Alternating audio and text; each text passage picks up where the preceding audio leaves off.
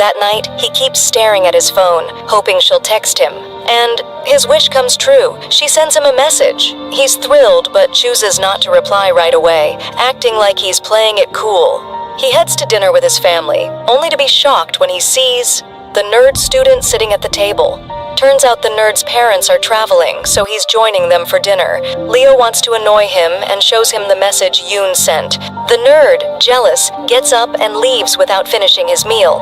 Meanwhile, we see Yoon holding an old childhood photo of her and a boy. She looks at it longingly. "This boy, he disappeared," she whispers. She doesn't know who he grew up to be, but she misses him deeply. The next day at school, a committee from the Ministry of Education visits to make sure everything is going smoothly after merging the two classes. The principal, trying to impress them, says, "There are no problems here. Angels have descended from heaven. Everything's perfect." He takes them to the science lab to show how well the students work together. Coincidentally, the students are doing a science experiment in groups, just like yesterday. Yoon starts explaining the process, but Leo messes something up, and an explosion occurs. Smoke fills the lab, and students panic, running out of the room. Leo's sporty friends quickly jump into action, carrying out injured students on their backs and helping everyone escape. But Leo notices Yoon is still inside. Without hesitation, he risks his life and runs back into the lab. He finds her lying on the floor, terrified. He rushes to her, lifts her up, and carries her out just before the fire reaches her. Yoon is deeply moved by what he did, but notices that his leg is injured. She takes him to the school clinic and tends to his wound herself. Leo apologizes, saying it was his fault the accident happened, but she tells him she knows it wasn't intentional and thanks him for saving her life. He's touched by her words and asks, "Why were you sitting on the floor, frozen in fear? Why didn't you run like the others?" Yoon gets nervous and opens up. "I have a fear of fire. When I was little, my house caught fire. I almost died. My childhood friend saved me at the last moment. Since then, I've been terrified." At that moment, the nerd student walks in and is jealous, seeing them close. He wishes he was the one who saved her, not Leo. Meanwhile, the principal tells the ministry staff, "See? Didn't I tell you angels are walking among us?" He's worried they'll blame the school, but the officials say the explosion was clearly an accident, and what mattered most was how the students cooperated and helped each other. That was proof enough. The principal is thrilled. He returns to the classroom and praises Leo and Yoon. Yoon tries to take responsibility, saying it was her duty to check the tools as class president, but Leo admits the fault was his. The principal is proud of them both for putting their differences aside and working together during the crisis. As a reward, he invites the entire class to lunch. The students are touched and cheer happily. "Now this is a principal!" They all go to the restaurant together. Leo notices that Yoon's leg still hurts, and she can't walk properly. After school, he gives her a bag with a gift and tells her to rest her foot. When she gets home, she opens the bag and is stunned. He bought her new clothes to replace the ones that got ruined because of him. He also included a special card to help her buy the books she wanted. She's touched by how much attention he pays to detail and realizes he truly knows what she loves. Her heart starts to beat differently.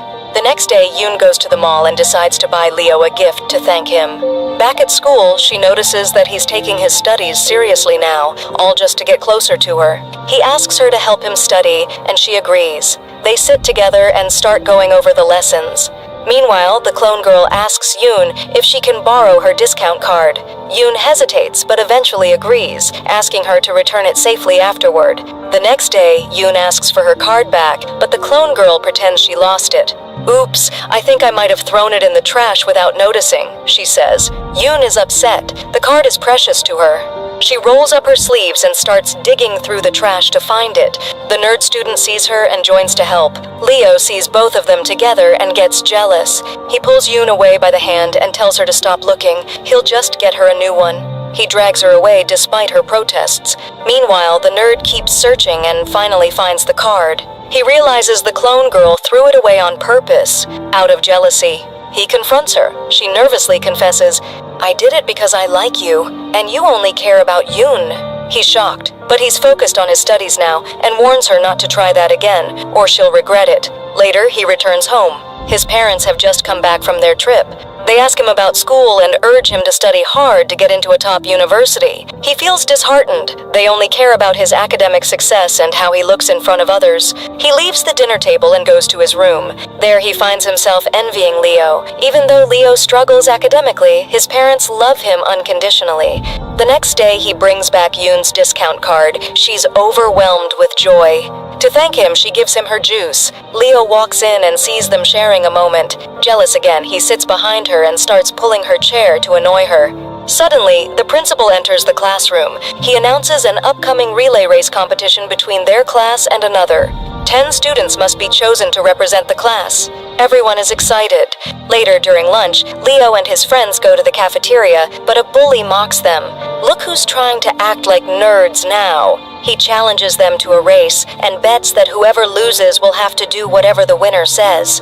The selection begins. They test to see who's the fastest in class. Of course, Leo and his friends are the top 4 runners. Everyone is impressed, especially with Leo. To balance the team, they must also choose 4 nerds to join the race. The day of the race arrives. All the students gather, cheering for their classmates. But there's a problem. The clone girl is missing.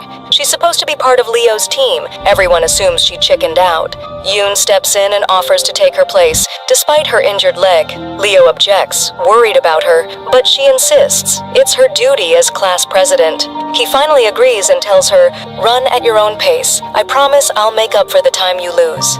The relay race begins. Each runner hands off the baton to the next. Leo's team, made of athletic stars, is crushing the competition. The race begins, and Yoon takes off quickly, running ahead of the competitors. But soon, the pain from her leg injury kicks in. Still, she pushes through, gritting her teeth, determined not to give up. She manages to reach Leo and hand him the baton, but immediately collapses to the ground, unable to take another step. Leo is alarmed and runs over to help her, but in doing so, he loses valuable time in the race. Yoon reassures him with a weak smile, telling him she's okay, and begs him to keep running so her efforts won't go to waste. He listens to her and makes a promise in his heart to win this race for her. He activates his flash mode, his signature move, and takes off with incredible speed. Even though he started late, he manages to catch up with the other runners. The crowd is in awe of his determination. Students start chanting, "Leo! Leo!" cheering him on with full excitement. He closes in on the arrogant bully who mocked him earlier, but unfortunately, Leo crosses the finish line just 1 second behind the bully and ends up taking second place. Despite losing, Leo gains the respect of all the students. Everyone acknowledges his talent, agreeing he truly deserved to win. Meanwhile, Yoon heads to the infirmary to check on her leg.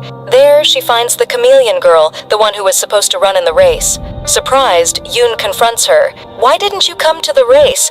The girl apologizes, claiming she was sick. Yoon is shocked to realize the girl had been unfairly judged by others. But the chameleon girl, feeling guilty for forcing Yoon to run in her place despite her injury, returns to class and stands before everyone. She publicly apologizes to her classmates for being the reason they lost. She breaks down crying. Leo is moved by her tears. He comforts her, saying, "We're one team. We'll make it up in the next competition." That night, photos of Leo and Yoon together during the race go viral on the school's app. Students comment that they look perfect together. Yoon, embarrassed, asks the person who posted the pictures to delete them, but Leo is thrilled. He jumps around on his bed from happiness, almost breaking it. The next day at school, Leo is forced to fulfill his punishment from losing the bet. He has to wear a silly costume and walk barefoot. The bully laughs at him and films him with his phone, mocking him publicly. But Leo's friends refuse to let him suffer alone. They also dress the same way and say, "Take a picture with us too. We're in this together." The whole class is impressed by their loyalty. They realize these guys are real friends. Then the teacher arrives and tells them to change clothes. But the bully tries to take it further and orders Leo to serve him food. Leo agrees, since it was part of the bet. But the nerd student feels guilty, thinking he and his team caused Leo's loss, so they also offer to serve their food alongside him. Everyone begins to understand the meaning of unity. Leo is touched and thanks them for standing by him. The bully is stunned. He thought he humiliated Leo, but his plan backfired. After school, Yoon is surprised to find Leo waiting for her outside. He offers to walk her home. She agrees, feeling happy, and instead of heading home, he takes her to a restaurant and treats her to dinner, ordering all her favorite dishes. She's touched by his thoughtfulness and keeps glancing at him fondly, but then she remembers, "We have a test tomorrow." Leo shrugs and says, "Don't worry about it." Yoon scolds him, "You're so stupid." He laughs, confused. "What's that mean?" She grins, "It means strawberry." The next day, the exam starts, and Leo is completely clueless. He didn't study at all. He randomly picks answers. B, C, oh, D looks good. When the results come out, Yoon teases him mercilessly. He got the lowest grade in class. He feels embarrassed in front of her. "She called me a strawberry, and now I've become a rotten one," he thinks. His best friend tries to cheer him up and hands him his exam paper to help correct his mistakes. Later at home, Leo's mom sees the exam paper and is thrilled. "Wow, you did great, my son. I'm so proud." She's about to ululate from joy, but Leo stops her. "Wait, Mom, that's not my paper. It's my friend's." She looks at his real paper and is disappointed. "I raised you better than this. Shame on me. I wish I never gave birth to you," she snaps. Her words crush Leo. The next day, his friends offer to help, but instead of tutoring him, they come up with ways to cheat in the next exam. As the saying goes, "Don't give me the answer, teach me how to cheat." They devise a plan to use cheat sheets in the next test, but suddenly, Yoon barges in and catches them. She threatens to report them. "I'm the class president," she reminds them. Leo panics and insists, "I was just joking. Me? Cheat? Never!" He blames someone else. "This cheat sheet isn't mine. It belongs to that guy over there. But all I want is to pass the exam so I can make my poor mom proud." Yoon is touched by his honesty and decides to help him study. She spends the whole day gathering summaries and notes for him. That night, she calls Leo to come pick up the notes, but he and his friends are playing sports, sneaking into a stadium to watch the national running team train. Because of that, he misses her calls. Yoon gets angry and feels unappreciated. "I tried to help him, and this is how he treats me?"